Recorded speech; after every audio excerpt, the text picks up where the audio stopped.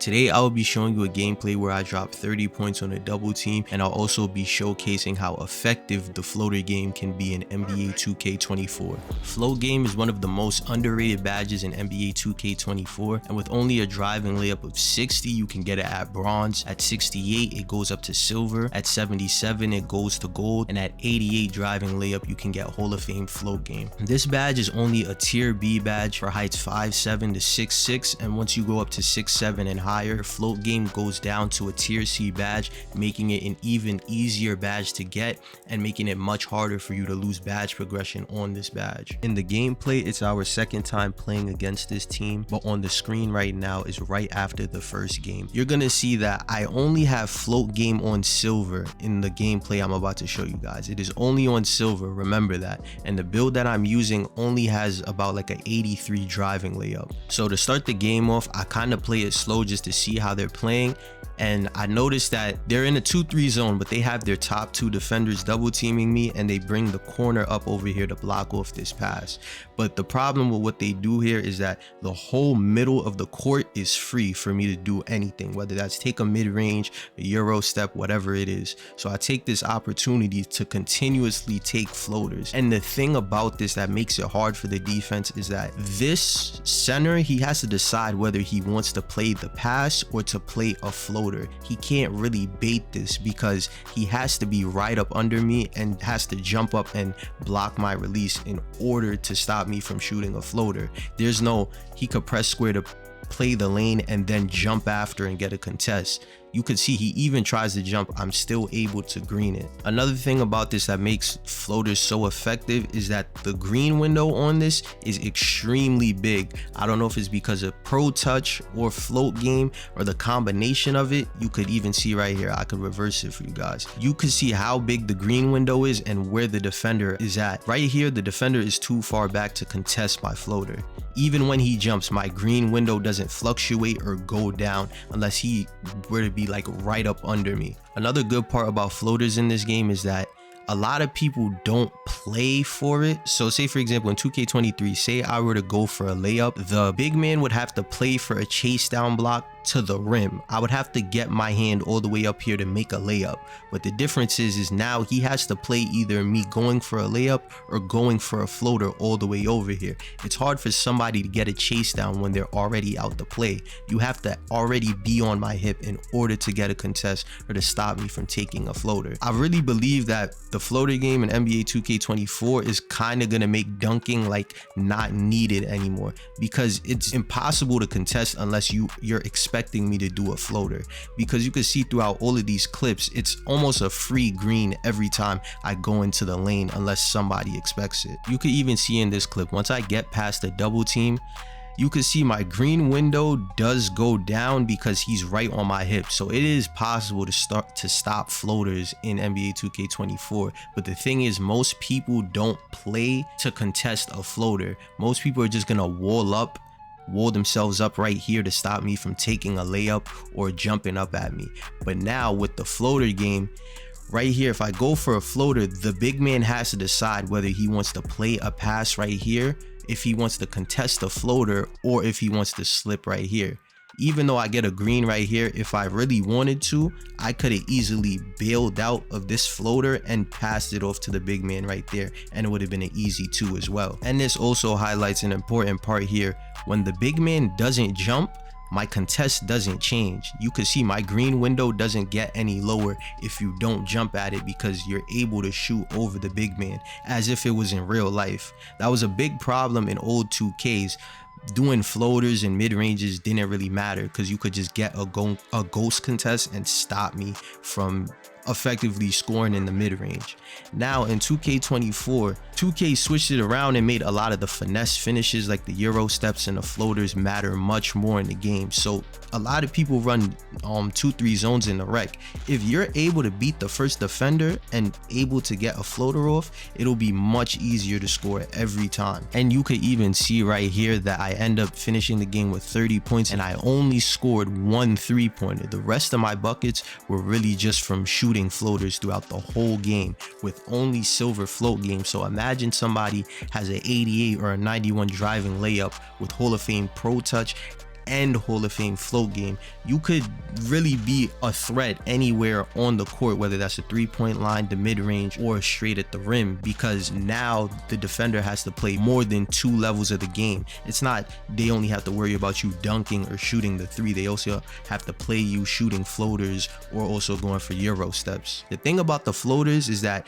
against a good team, they can stop it, but if you're a good player and a good guard and you know how to pick your spots, you can easily get easy buckets with floaters. Like with this clip right here, a lot of lockdown defenders, I know this is not a lock, but say if it was, most of them like to play the middle of the court and to send you towards the corner. And even in NBA 2K24, it's kind of hard to get the fadeaways in the corner just because of how slow the speed boosting can be sometimes, and due to the corners being smaller. So most of the times when you drive this way, if nobody's in this corner, this baseline mid-range area is open a lot. And because of that, it opens up more room to take floaters. You can see how big my green window is. It's not hard to hit this. And at this point, within this open space, the big man has to decide whether or not he wants to play a passing lane or he has to contest the floater. But the thing is, if he doesn't go for the contest, all it is up to me to actually hit the shot. And this is where I'm trying to get at. I really think for most people, especially with how the builder is and driving dunk just costs so much, it just makes a lot more sense to just go with a 80+ driving layup and putting floaters and Euro steps into your game. Even right here, the big man doesn't jump. Most people are not playing for that jump. A lot of people will let you shoot that mid-range shot because they think you're already out of stamina and they just want to see you miss first and see if you even have that within your game. Now, one thing I will say about the floaters is that it's not overpowered in the sense that you can get a stop on the floater. Like right here, if you send the guard over to a corner defender, there's plenty of times where the corner defender can get their hand up and get a contest on the floater.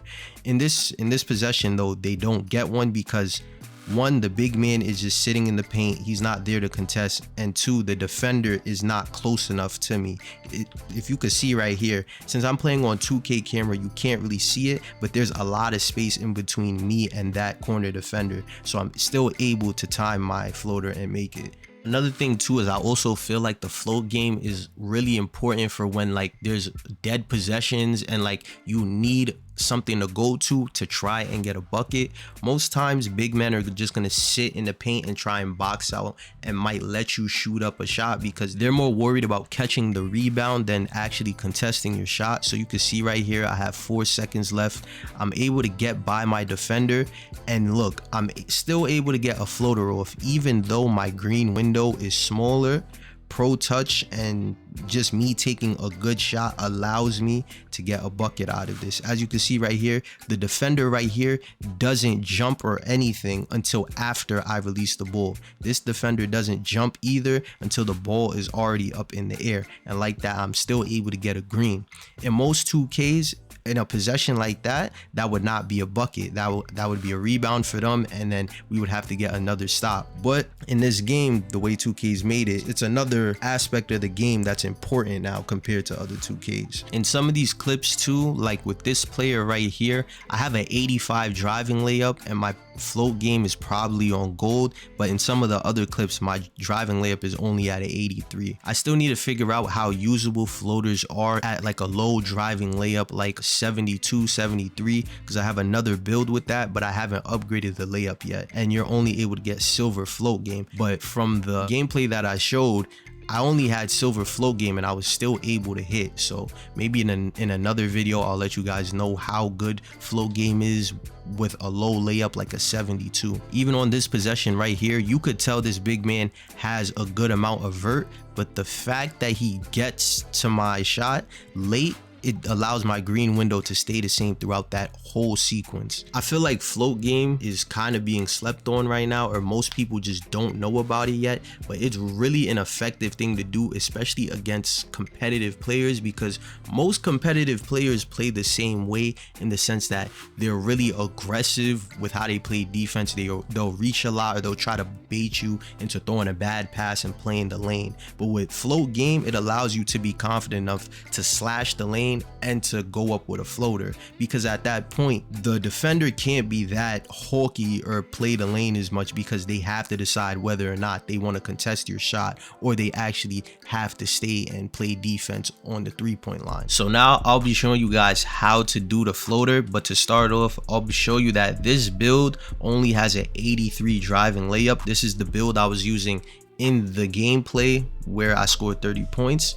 And also I'll show you that my flow game right now is only at gold and my pro touch is at silver. I really feel like the pro touch stacking on top of the flow game is what makes the move so effective. Do I want to give y'all the layup package? I ain't gonna lie, I don't want to give y'all it, but if you see me in a park, you can steal it regardless, so it doesn't even matter. I'm using Trae Young layup package. As y'all can see right here, I like the fact that how this layup package, like, it gets straight to the rim, it's fast, it got the jelly in there, and you can see the floater move. This floater move right here is really effective. It's easy to time, and for my shot meter, I use the arrow and I have it on large. All right, so the way that I do floaters is that, say you're comboing up, you're running, what you have to do is when you run to the basket, you want to let go of R2 and hold your right stick down. Just make sure when you're running to the basket, when you're about to do the floater, you let go of R2. Another thing that's kind of OP about the floater, it's not OP, I'm not even gonna say that. If you're in the floater animation, if you're a person that passes with icons, you can pass out of this. You can icon pass out of your floater. So like you guys can see with my build, I get a 91 pass accuracy. With 91 pass accuracy, I'm able to get badges like gold needle threader, and I'm able to get silver bailout. So for a lot of other players, them passing out of a floater or a layup isn't an option, but with my player, I'm able to do that. And just like how I was talking about before, how like when you go into the lane and people want to bait you or try to help, if you see like the help defender is fully committing, you can easily icon pass out of the floater and get an open 3 for your team. But yeah, I don't want to drag this video out no longer because I don't got nothing else to talk about. Y'all see how good this badge is. Do not sleep on this badge. I'm telling you, especially for you guys that have dunk on your build, like a 75 dunk and you barely dunk the ball.